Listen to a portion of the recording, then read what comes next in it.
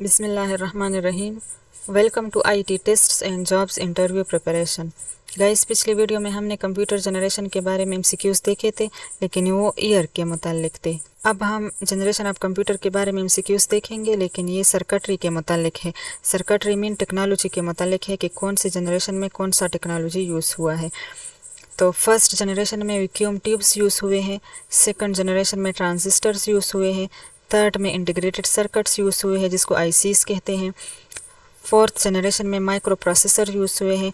Micro processors भी chips से बने होते हैं और चिप्स में भी इंटीग्रेटेड सर्किट होते हैं, लेकिन थर्ड जनरेशन में इंटीग्रेटेड सर्किट्स और very large integrated circuits use हुए हैं। फोर्थ जनरेशन में ultra large integrated circuits use हुए हैं। वेरी लार्ज और ultra large integrated circuits use हुए हैं। फिफ्थ जनरेशन में एडवांस माइक्रो प्रोसेसर और एआई चिप्स यूज़ हुए हैं। ये इसमें भी इंटीग्रेटेड सर्किट्स होते हैं, अल्ट्रा लार्ज इंटीग्रेटेड सर्किट्स होते हैं। तो गाइस, इसको याद कैसे रखें? इसका एक फार्मूला है वी टाइम, VTIME। यहाँ पर ई क्यों है? एडवांस माइक्रो प्रोसेसर और एआई चिप्स को एक्सपर्ट सिस्टम भी कहते हैं, तो यहाँ पर ई लगाएं। वी टाइम इसका फार्मूला है वी से वैक्यूम ट्यूब, टी से ट्रांजिस्टर, आई से इंटीग्रेटेड सर्किट्स, एम से माइक्रो प्रोसेसर और ई से एक्सपर्ट सिस्टम यानी एआई चिप्स। गाइस, इन पांचों में डिफरेंस क्या है? एक डिफरेंस साइज का है, एक डिफरेंस पावर कंजम्पशन का है, एक डिफरेंस हीट जनरेशन का है और एक डिफरेंस एफिशिएंसी रिलायबिलिटी का है। तो वैक्यूम ट्यूब का साइज जो है वो बहुत बड़ा है, ट्रांजिस्टर का वैक्यूम ट्यूब से छोटा है, इंटीग्रेटेड सर्किट का साइज ट्रांजिस्टर से और वैक्यूम ट्यूब्स दोनों से छोटा है, माइक्रो प्रोसेसर का साइज इन तीनों से छोटा है और एडवांस माइक्रो प्रोसेसर और एआई चिप्स का साइज इन चारों से छोटा है। नेक्स्ट डिफरेंस है पावर कंजम्पशन का। तो वैक्यूम ट्यूब्स बहुत ज़्यादा पावर कंज्यूम करता था, ट्रांजिस्टर इससे कम करता था, इंटीग्रेटेड सर्किट इससे कम करता है, माइक्रो प्रोसेसर इन तीनों से कम पावर कंज्यूम करता है और एआई चिप्स तो सारों से कम पावर कंज्यूम करता है। नेक्स्ट डिफरेंस है हीट जनरेशन का।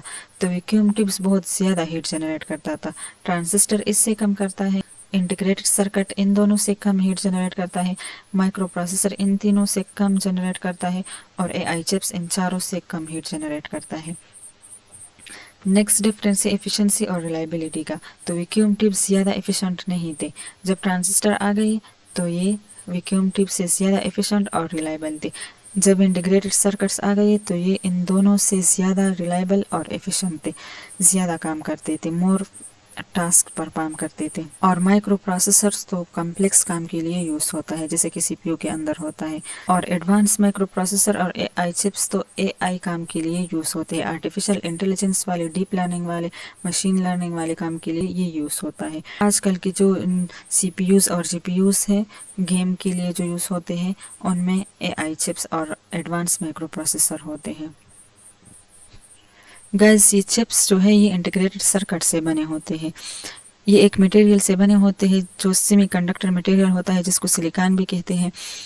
इनसे चिप बनते हैं, चिप के अंदर इंटीग्रेटेड सर्किट्स होते हैं, इंटीग्रेटेड सर्किट्स के अंदर मिलियन ऑफ ट्रांजिस्टर्स होते हैं छोटे छोटे, और रेजिस्टर होते हैं, डायोड होते हैं, कैपेसिटर्स होते हैं। तो ये बहुत ज़्यादा और पावरफुल काम हमारे लिए कर सकता है, बहुत एफिशिएंट है। गाइस, नेक्स्ट वीडियो में भी हम जनरेशन ऑफ कंप्यूटर के बारे में एमसीक्यूज़ देखेंगे, लेकिन ये मेमोरी कैपेसिटी के मुतालिक होंगे, तो इसके लिए चैनल को सब्सक्राइब करें। Thank you.